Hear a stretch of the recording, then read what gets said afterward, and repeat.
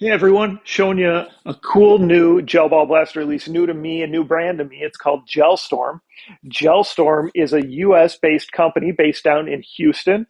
And as you can see right away, just by the packaging and everything and the designs, definitely a more premium product when it comes to gel ball blasters. So I'm going to go over what comes with it, kind of get this set up and ready to shoot. And then, of course, we're going to shoot it and test the FPS. So these are supposed to shoot all the way up to 150 FPS, so that's great.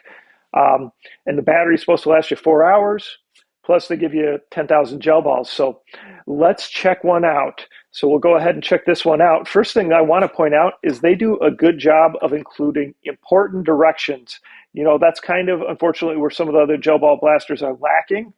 But they definitely made a point of having good directions with great pictures, talking about the battery here, right? So when the charger, which is similar to what we've always seen, the USB charger, right? When the light's flashing, the battery's not charged. When the light stops flashing, the battery's fully charged. And it mentions to just charge it for just 1 hour maximum. So pay attention to that, right? So we're going to go ahead, put that to the side. The other thing is they make sure to give, again, a nice amount of directions here when it comes to how to use this, how to soak your gel beads properly, everything that you need. So that's good. And of course, I'll go over that too. But it's nice to have that as a backup in there. Of course, they're going to provide you with some eye protection, right? Got to make sure you're being careful. The actual blaster itself, and then they give you 10,000 gel beads right here. And these are Ozgel brand gel beads, which Ozgel is AUS for Australia, which those of you who are into gel blasters know that they're super popular in Australia, and kind of where they really got their popularity was over there. So Ozgel is a great brand of gel beads to use. So let's check this out. We've seen several brands that have copied this design, but this was initially Gelstorm's design. Right, you can see the hopper is right up here, the bracket for the hopper. It's already on there, and you don't need to worry about taking that off and on. Kind of check it out. You can just really see the finish. The quality of it is better than some of the knockoff ones. So let's open it up. This is where your battery is going to go. So you can see it can fit up in there. And your on-off switch is right down here. It's kind of nice to have it located in an easy spot. So I have the battery all charged up. And again, I'm going to recommend I always put the battery in first and then deal with plugging it in so that you're not burying the harness somewhere that is hard to get at. Okay, so just go ahead, tuck that in there.